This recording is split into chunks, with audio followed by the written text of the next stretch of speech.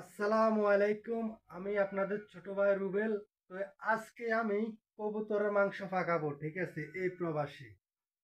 তো প্রিয় বন্ধুরা, কবুতরের মাংস পাকাবো বিষয়টা এটা ছিল না, মানে বিষয়টা হচ্ছে আমরা প্রবাসে আসলে কিভাবে রান্নাবাড়ি করা লাগে, ঠিক আছে। আসলে যারা প্রবাস জীবন বেছে নেবেন তাদের কিন্তু এই ভিডিওটা দেখাটা প্রয়োজন, কেননা আমরা কিভাবে ডিউটি থেকে এসে এই প্রবাসে আমরা কিভাবে খাবারগুলো রান্না করি এবং কি আমাদের হাজারো ব্যস্ততার ভিতরও রান্নাবাড়ি করি, খাওয়া লাগে প্রবাসের মাটিতে, ঠিক আছে।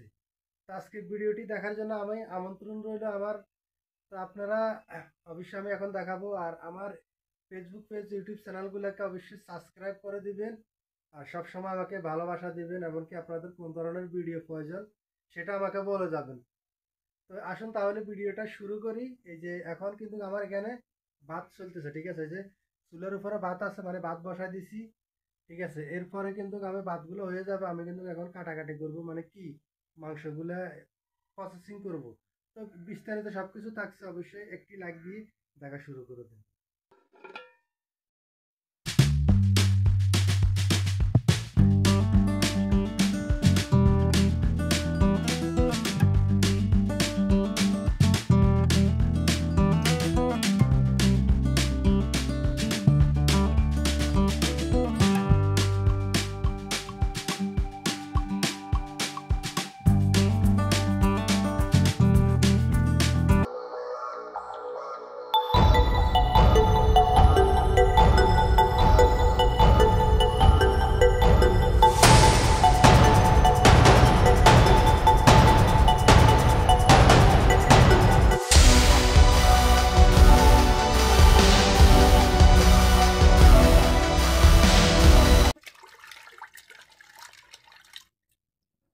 এগুলো হচ্ছে কবুতরের মাংস।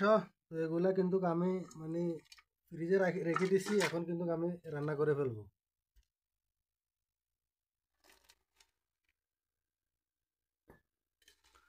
এখন আমি কিন্তু হলুদ মরিচ সব কিছু কিন্তু মানে একসাথে দিয়ে দিব, যেহেতু আমাদের সময় নেই। এটা মানে তেলের উপরে ভাজা করে রান্নতে হলে অনেক সময়ের প্রয়োজন। এখন কিন্তু দুপুরবেলা এত সময় না থাকার কারণে মানে সব কিছু একসাথে করে আমি এই যে একসাথে করে দিতেছি, ঠিক আছে।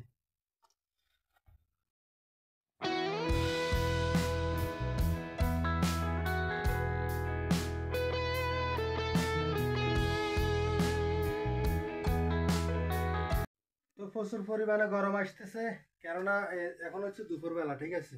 আরও কাজ থেকে আইছি দুপুরবেলায় রান্না করার সময়।